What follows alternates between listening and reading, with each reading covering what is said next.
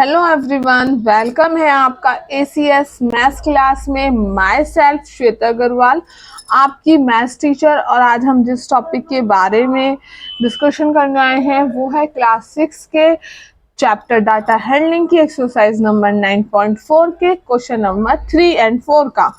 हम अपनी पुराने क्वेश्चंस को अपने पुराने लेक्चर्स में कंप्लीट कर चुके हैं, लेकिन वीडियो शुरू करने से पहले आपसे मैं यही कहूँगी, अगर आपको मेरी वीडियो अच्छी लगे तो वीडियो को लाइक, चैनल को सब्सक्राइब और नोटिफिकेशन की बेल आइकन को भी ज़रूर प्रेस कर दीजिएगा, क्योंकि आप जिससे आपके पास मेरा हर लेक्चर सबसे पहले आए और आपका कोई भी लेक्चर मिस ना हो और आपकी स्टडी कंप्लीटली पूरी हो। चलिए, तो हम बिना टाइम वेस्ट करे जल्दी जल्दी अपनी वीडियो को स्टार्ट करते हैं, अपने लेक्चर को। और जैसा मैंने बोला था, हम एक्सरसाइज नंबर 9.4 के क्वेश्चन नंबर 3 और 4 के हम यहाँ पे आज समझेंगे और फिर एक्सरसाइज हमारी कंप्लीट हो जाएगी। तो पहला है, following table show the numbers of bicycle manufactured in a factory during the year 1998 to 2002। उन्होंने बोला है कि एक टेबल शो की गई है, number of bicycle manufactured in a factory. Bicycle जहां बनी है, मैन्युफैक्चर्ड हुई है फैक्ट्री में, ड्यूरिंग कब 1998 से लेके 2022 तक के बीच में।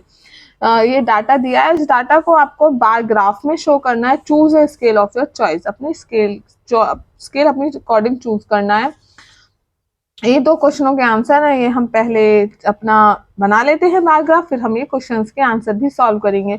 और अगर हम बात करें इन क्वेश्चंस की, तो आप ध्यान दीजिए कि यहाँ पे कैसे है मैन्युफैक्चरिंग, 800, 600, 900, 1200, 1100, मतलब इस टाइप से हमारे पास हैं वैल्यूज।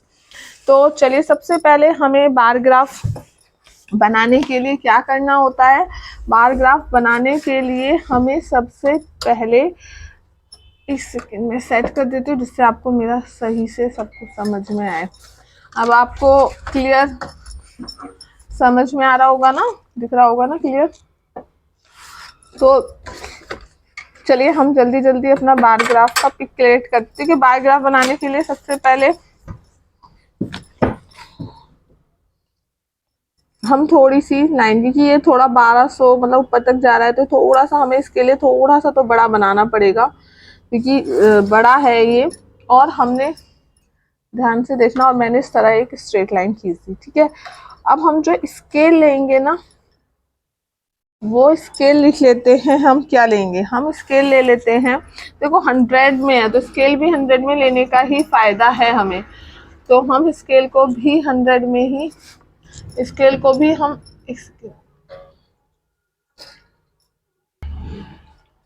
हेलो स्टूडेंट्स, देखो हमने मैन्युफैक्चरिंग कर दी 1998 में। उन्होंने जो करी थी वो थी 800, ठीक है। तो 800 पे हमने क्या करा, बार बना दिया 800 पे। फिर 199 में इन्होंने कितनी मैन्युफैक्चरिंग करी थी, 600। तो हमने क्या करा था, इधर से तक और इधर से लगा के हमने 600। फिर 2002 में इन्होंने 900 मैन्युफैक्चर करी थी। फिर 2001 में इन्होंने मैन्युफैक्चर करी थी 1100। और फिर 2002 में इन्होंने मैन्युफैक्चर करी थी 1200। तो हमने इस तरह इसका एक बार ग्राफ बना दिया। देखो, आप देख लो पूरा एक बार बार ग्राफ मैं आपको इस तरह दिखाती हूँ, आपको शायद पूरा कवर हो जाए। तो ये इस तरह इन्होंने बार ग्राफ बनाया। अब कुछ क्वेश्चंस के आंसर थे, वो आंसर भी हम देख लेते हैं। उसमें है, in which year where the maximum number of bicycle manufacturing. In which year, कौन से ईयर में सबसे ज्यादा मैक्सिमम बाईसाइकिल मैन्युफैक्चर हुई थी। और वो अगर हम इस बार ग्राफ को देखें तो हमें उसी से समझ में आ रहा है कि ये सबसे ज्यादा है यहाँ पर, बार ग्राफ सबसे हाईएस्ट। और ये सन हमारा कौन सा है, ये सन है हमारा 2002। तो जो इसका ए पार्ट है उसका आंसर आ जाएगा 2002, ठीक है। फिर नेक्स्ट क्वेश्चन है, सबसे कम, in which year the minimum number of bicycle, minimum number of bicycle. अगर हम फिर से इस बार ग्राफ की ओर देखें ध्यान से, तो हमें पता चल जाएगा कि सबसे मिनिमम जो हमारा मैन्युफैक्चरिंग हुई है वो यहाँ हुई है। और ये कौन सा ईयर है, अगर हम बात करें इस ईयर की, तो ये ईयर है 1999। तो बी पार्ट का आंसर कितना है, 1999, ठीक है। तो ये हमारा सबसे मिनिमम है। और और ये हमारा सबसे मैक्सिमम है, ये सबसे मैक्सिमम है और ये सबसे मिनिमम है। ठीक है, अब हम कर लेते हैं क्वेश्चन नंबर 4 के बारे में डिस्कशन। ओके, 4 क्वेश्चन क्या कहता है हमसे, सिंपल सा 4 क्वेश्चन हमसे कहता है number of person in various age group in A town in given the following table. एक टाउन में हर एज के लोगों का एवरेज दिया है कि कितने लोग हैं। ठीक है, ड्रॉ अब जैसा दिया है 1 से 14 साल के बीच में 2 लाख लोग हैं। 1 से 14 साल की ईयर के बीच में कितने पर्सन है टाउन में, 2 लैक्स। 15 से 29 ईयर के बीच में कितने लोग हैं टाउन में, 1,60,000। इस तरह कर करके इस तरह लोग हैं। Draw a bar graph to represent the above information and answer the following question. Unit length भी इन्होंने बोली है, एक यूनिट लेंथ को आप 20,000 लेना, हमें एक उसमें 20,000 लेने क्योंकि थाउजेंड्स में है। विच टू एज ग्रुप है, ये आपको बाद में करना है, पहले हमें यहाँ करना है कि हम किस तरह इसका बार ग्राफ बना सकते हैं। चलिए पहले हम बार ग्राफ पे आते हैं। ठीक है, तो बार ग्राफ बनाने के लिए हम क्या करेंगे, हम सबसे पहले अपना जो हम बनाते हैं हमेशा ड्रॉ करते हैं, हम उसी को ड्रॉ करेंगे। ओके,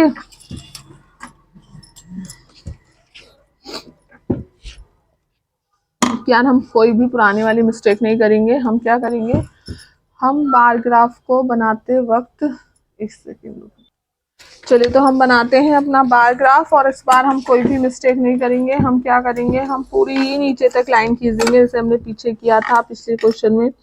जो हम सेकंड क्वेश्चन कर रहे थे हमने नीचे तक नहीं खींची थी, हमने नीचे तक खींची।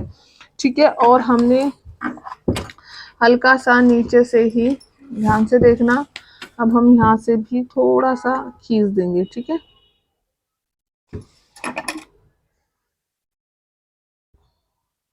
अब यहाँ पे जो उन्होंने बोला है यूनिट लेंथ, हम उस यूनिट लेंथ को ले लेते हैं पहले।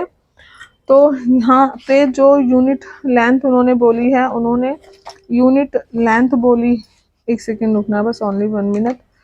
ठीक है, देखो यूनिट लेंथ उन्होंने बोली है 20,000। 1 unit length is equal to 1 unit length is equal to 20,000। 20,000। अब यहाँ से पॉइंट करना शुरू करते हैं और हम पे हाईएस्ट क्या है एक बार वो भी हम चेक कर लेते हैं। हाईएस्ट की अगर हम बात करें तो यहाँ पर हम पे हाईएस्ट है 1,60,000। तो हमें यहाँ तक पहुँचाना है, नहीं 2 लाख, सॉरी 2 लाख तक है हम पे। ठीक है, तो हम यहाँ तक हमें अब इसे पहुँचाना होगा। तो सबसे पहले मैंने आपको हर बार बता दिया था इसलिए मैं डायरेक्ट कर रही हूँ, पॉइंट लगा लगा के आप एक एक यूनिट के हिसाब से करेंगे। ठीक है, यहाँ पे सबसे पहले हम 20 का ले रहे हैं ना, तो 20,000। फिर हम ले रहे हैं 20 के बाद 20 का गैप है तो फिर हम लेंगे 40,000। फिर हम लेंगे 60,000। फिर हम लेंगे 80,000। फिर हम लेंगे 1 लाख। ठीक है, फिर हम लेंगे 1 लाख।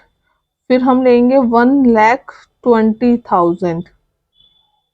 फिर हम कितना लेंगे, हम लेंगे 1,40,000। ठीक है ना, हम गैप करते जा रहे हैं, ये रहा। फिर हम लेंगे 1,60,000। फिर हम लेंगे 1,80,000। फिर हम लेंगे 2 लाख। ये हमारा मैक्सिमम था। ठीक है, अब हमें क्या बनाना था, बार ग्राफ बनाना था। तो हम हमारा जो है सबसे पहले उन्होंने क्या बोला है, उन्होंने बोला है 1 से 14 ईयर, किसके बीच में, 1 से 14 ईयर के बीच में कितने मेंबर्स रहते हैं उस टाउन में, 2 लाख पर्सन। एक सेकेंड, बहुत आवाज कर रही है मेरी टेबल, सॉरी। 2 लाख पर्सन इस विलेज में रहते हैं। तो चलिए बनाते हैं हम अब अपना टाइम वेस्ट करे बिना। तो 2 लाख लोगों के अगर हम बात करें कि अगर एक टाउन में 2 लाख लोग रहते हैं तो 2 लाख कहाँ पर है, यहाँ पर है। तो कॉस हम यहीं से बनाएंगे।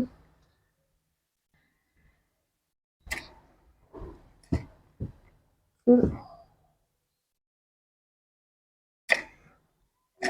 सबसे हाईएस्ट लोग ही ये थे, ठीक है, 2 लाख। किस एज में थे ये?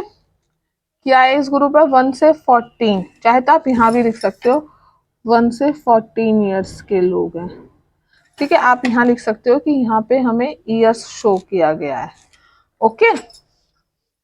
इस तरह ही लिखती हूँ मैं, है ना, इसके बीच में यहाँ पे ईयर्स ना लिख के 1 to 14, क्योंकि ईयर्स मैंने यहाँ लिख दिया। यहाँ भी ये सब जो शो कर रहा था वो ईयर्स को शो कर रहा था, ठीक है। तो अब यहाँ पे हम पे जो दूसरा है 15 से 29 ईयर के बीच में, अगर हम बात करें 15 से 29 तो 1,60,000, 1,60,000, तो यानी कि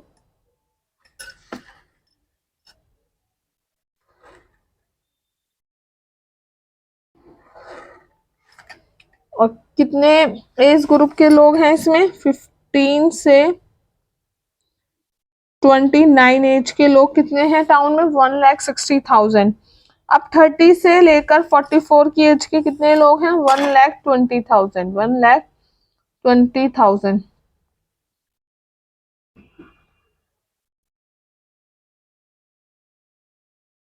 और ये किस एज ग्रुप के लोग हैं? 30 से 44 ईयर्स के। ये आप देख सकते हो, मैंने डाल लिख दिया था, फिर मैं दिखा देती हूँ। 30 से 1,20,000 और 45 से 59 के बीच में भी लोग कितने हैं? 1,20,000 के बीच में ही लोग हैं। सेम है यहाँ पे।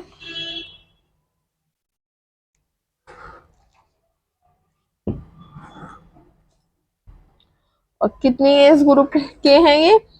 45 से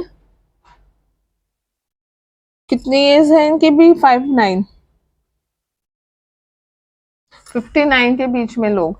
अब अगर हम बात करें 60 से 74 के बीच में, तो 80,000 लोग ऐसे हैं टाउन में जिनकी एज कितनी है? जिनकी एज है 60 से 74। काफी अच्छा वो है, बड़ा ही टाउन होगा कोई। नहीं, फिर तो उतना तो टाउन में, छोटे टाउन में भी होते हैं। हमारे इंडिया में तो पॉपुलेशन है ही बहुत। आप में से कितने लोग जानते हैं कि हमारे इंडिया में पॉपुलेशन स्केल कितना है? कितने लोगों को पता है पॉपुलेशन स्केल हमारे इंडिया का? 74, ठीक है। फिर हमने बात करी 70% एंड अबव के लोग कितने हैं टाउन में? 40,000। जो कितने हैं? 40,000 से ऊपर ही ऊपर हैं। तो वो कितने हैं? वो हैं हमारे जो किससे अबव है? जो 75 से अबव ही अबव है, ठीक है। मैं लिख देती हूँ यहाँ पे 75 अबव, वो ये हैं। अब पहला क्वेश्चन क्या था उसका आंसर करते हैं। पहला क्वेश्चन था which two age group have same population? कौन सी एज ग्रुप की जो पॉपुलेशन है वो सेम ग्रुप की है? कौन से दो एज ग्रुप हैं वो जिनकी पॉपुलेशन सेम है? इस बार ग्राफ को देख के शायद आपको समझ में भी आ रहा होगा किसकी सेम है, इन दोनों की। यानी कि आंसर क्या होगा? 30, 34 और साथ ही साथ 45 से 59 के बीच के लोग, ठीक है। तो मैं यहाँ पे आंसर आपको यही लिख के दिखा देती हूँ।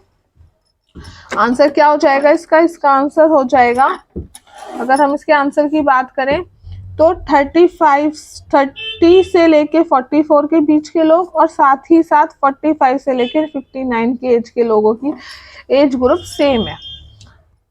एज ग्रुप के लोगों का पॉपुलेशन सेम है। अब नेक्स्ट है all person in the age group of 60 and above are called senior citizen. जो 60 से अबव के लोग हैं वो सब सीनियर सिटीजन कहलाते हैं। How much senior citizen are there in town? तो कितने सीनियर सिटीजन आपके टाउन में हैं 60 से अबव? और 60 से अबव एक तो हम पे ये है और एक हम पे ये है। 60 से 74 के बीच में कितने लोग हैं हमारे पास? 80,000। और 75% अबव में हमारे पास कितने हैं? 40,000। तो हम इन्हें ऐड कर देते हैं। 80,000,